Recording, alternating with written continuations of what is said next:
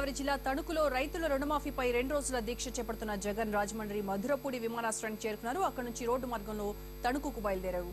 జగన్ దీక్ష అక్కడి ఏర్పాట్లకు సంబంధించి పూర్తి ఇన్ఫర్మేషన్ మా ప్రతినిధి శ్రీనివాస్ అందిస్తారు. రైతుల రుణమాఫీపై దీక్ష చేపట్టడానికి రాజమండ్రి మధురపూడి విమానాశ్రయానికి ప్రతిపక్ష నేత జగన్మోహన్ రెడ్డి ఇక్కడ రాజమండ్రి చేరుకోవడం జరిగింది. ఇక్కడ నుంచి రోడ్డు మార్గం ద్వారా తణుకు చేరుకొని ఉన్నారు ఆయన.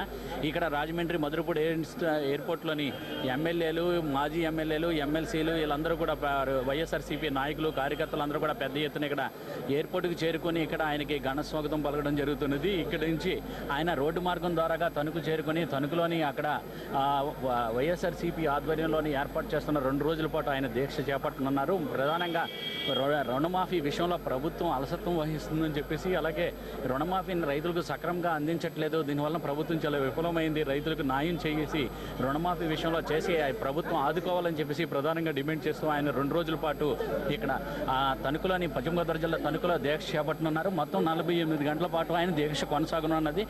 ఈ దీక్షలోనే ప్రభుత్వం ఇప్పటికైనా సరే స్పందించి రైతులకు రుణమాఫీ చేసి ఆదుకోవాలని చెప్పేసి ఈయన కోరనున్నారు.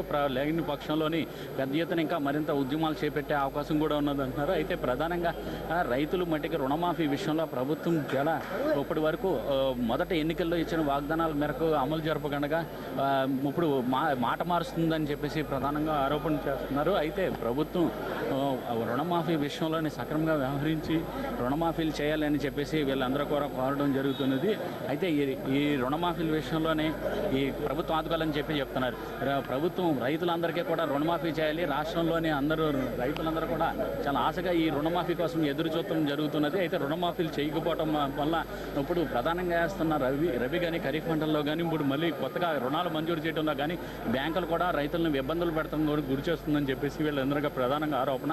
అందుచేతన 5 ఏళ్ళ వరకు రుణమాఫీ అమలు జరపకుండా ప్రస్తుతం ఇప్పుడు ప్రభుత్వం ఎన్నికల్లో ఇచ్చిన హామీ మేరకు తక్షణమే రుణమాఫీని అమలు చేయాలని చెప్పేసి వీళ్ళందరూ కూడా ప్రధానంగా డిమాండ్ చేస్తుంది. అయితే ఇప్పుడు ప్రస్తుతం చూస్తున్నాము జగన్మోహన్ రెడ్డి ఇక్కడ నుంచి బయలుదేరి పశ్చిమ గోదావరి జిల్లా తణుకు బయలుదేరి వెళ్ళడం జరుగుతుంది. తణుకులోని ఇప్పుడు 48 గంటల పాటు ఆయన దీక్ష కొనసాగనున్నది. Over to studio.